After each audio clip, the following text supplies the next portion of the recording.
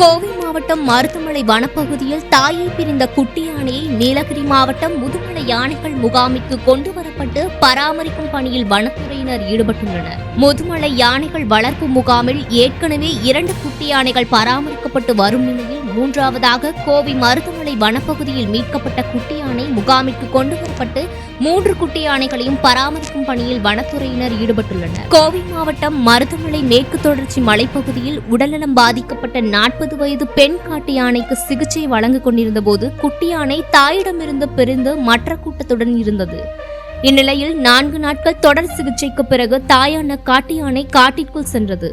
இதனை அடுத்து மற்றொரு கூட்டத்துடன் இருந்த குட்டி யானையை பிரித்து வனத்துறையினர் தாயுடன் சேர்க்கும் முயற்சியில் ஈடுபட்டு வந்தனர். 2 குழுவாக வனத்துறையினர் தாய் மற்றும் குட்டி யானை இணைக்கும் முயற்சியில் ஈடுபட்டனர்.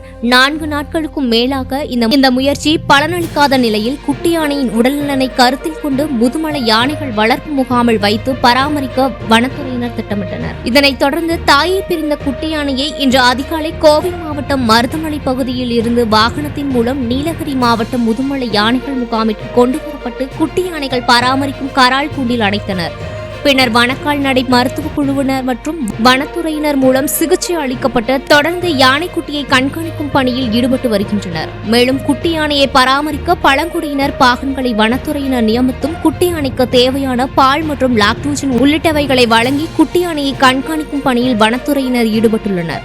இந்த நிலையில் முதுமலை யானைகள் வளர்ப்பு முகாமில் ஏற்கனவே தாயை பிரிந்த 2 குட்டி யானைகள் பராமரிக்கப்பட்டு வரும் நிலையில் மூன்றாவதாக கோவை மாவட்டம் மருதமலை வனப்பகுதியில் இருந்து மீட்கப்பட்ட குட்டி யானையும் முகாமிற்கு கொண்டு வரப்பட்டு பராமரிக்கும் பணியில் வனத்துறையினர் ஈடுபட்டுள்ளனர்.